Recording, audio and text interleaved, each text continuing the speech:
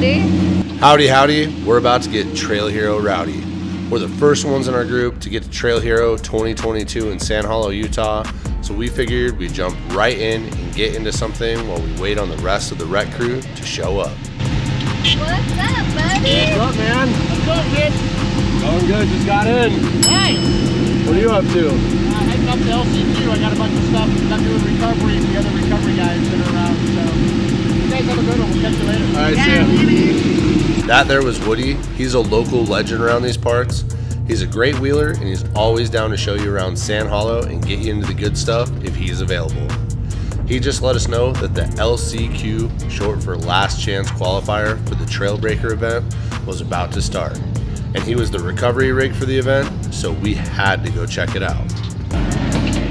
This part. We're out here hanging out with some friends out here watching the last qualifier. These guys are trying to qualify for Friday's big event for Trailbreaker. So they are hustling to get that last spot. It's pretty rad.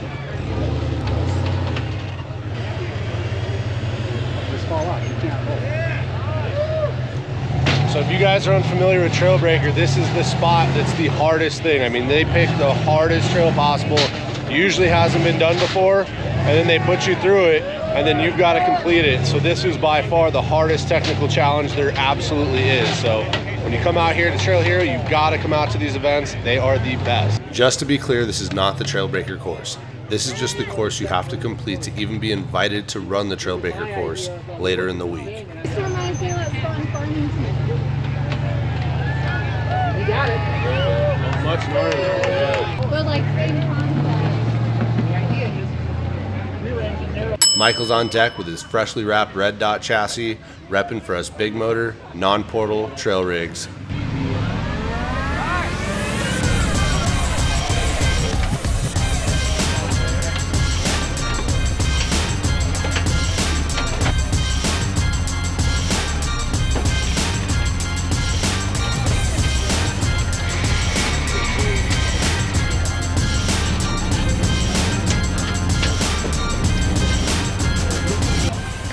Right here we got Michael. He's out here from Sand Hollow. He rocks the red dot. We wheeled with them before. He's super rad. This guy is super gangster trail wheeling. When I say trail car, I'm referring to one that is more made to go out in the middle of nowhere where we hit the hard stuff but still being able to have fun to get to and from the trail. Trail cars are much beefier and weigh out a lot more due to the trail comforts and heavier parts and motors. The comp cars are made to be lightweight with small gas tanks, portals, and built to crush the hardest obstacles. So seeing a trail car similar to mine killing it on the comp course is so freaking rad. He's out here sending it for us trail wheelers. He's getting it done. We just got word that Forrest is here and his camp is all set up. On the way to meet him, we came across a taco high centered on some rocks. No matter what rig you're in or what level wheeling you do, make sure to stop and help out your fellow off-road community. You never know when you'll need that favor returned.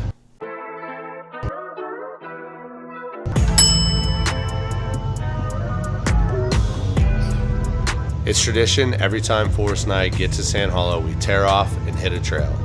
90% of the time, it's nasty half. Due to it being so close, it's just a good solid warm-up trail for the trip. The summer monsoons really hit Sand Hollow hard this year and has blown out all the sand, changing the obstacles and the difficulty level of all the trails, making the start of this trip even more exciting. One of the coolest things about this event is you really never know when you're going to run into someone you know or follow. As we're coming up the trail, we rub shoulders with Mad Cow Racing as he comes down the trail, another Trailbreaker contender and top level driver. Bronson get rowdy. I want to throw out there how rad the rules are at this park. The trails are marked, but new trails and bonus lines are being added all the time. If you see a line and you want to try it, then do it. My first time at Sand Hollow, this was a bucket list line. Once you were up the crack, you would put it in front dig and turn left up the washout. Over time, this line has had a continuation that goes straight up the wall after the crack and has added an extra level of fun to this already rad obstacle.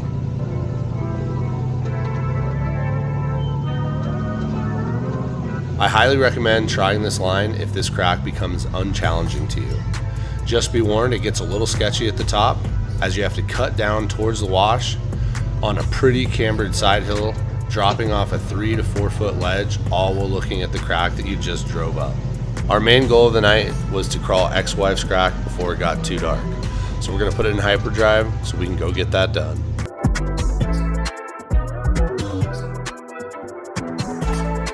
I would like to introduce you to ex-wife's crack. To give you some perspective, that's Forrest's green Sammy buggy about 2/3 the way through it.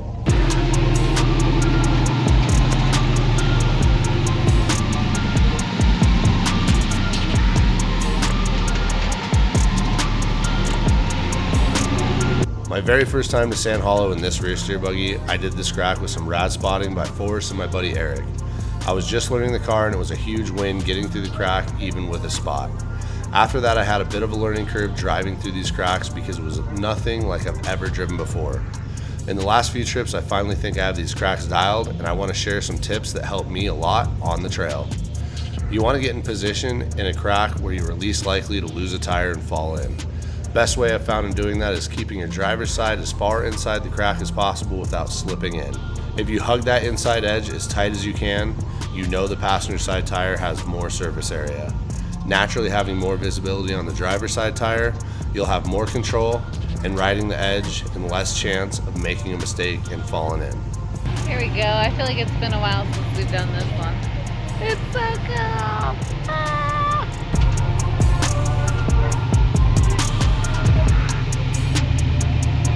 This is how you inspect your underbelly.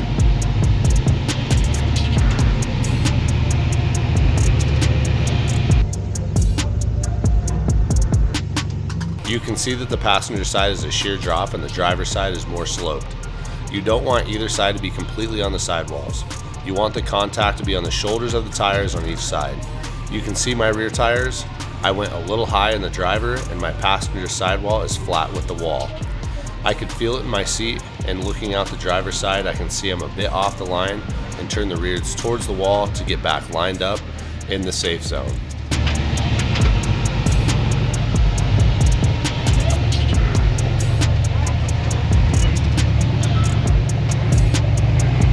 At this point, I drop into the crack because it widens up and immediately mount the next smaller crack.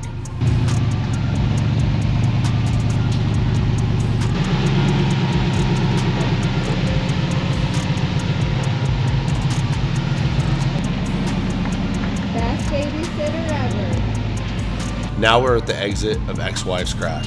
And you guessed it, it's the hardest and most technical part of the entire crack.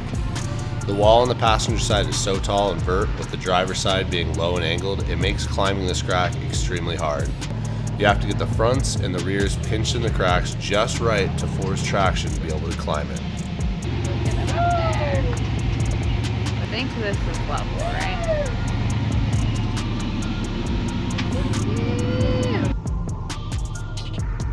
As I'm pulling out of ex-wife's crack without a single spot, all I could think about is what a perfect start to Trail Hero 2022. Literally the only way this could be any better is if someone somehow had a drive-in movie theater built up here to take it easy and enjoy the rest of the evening watching a rad movie with family and friends.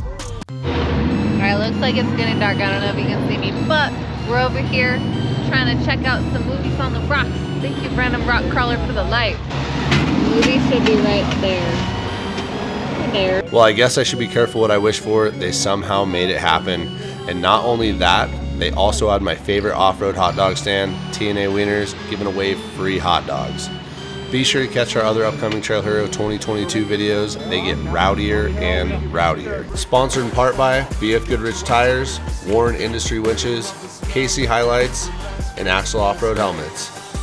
Best way to support this channel is give that subscribe button a little skiddly-doo, diddle that notification bell, give this video the fat finger, and leave a dirty little comment below.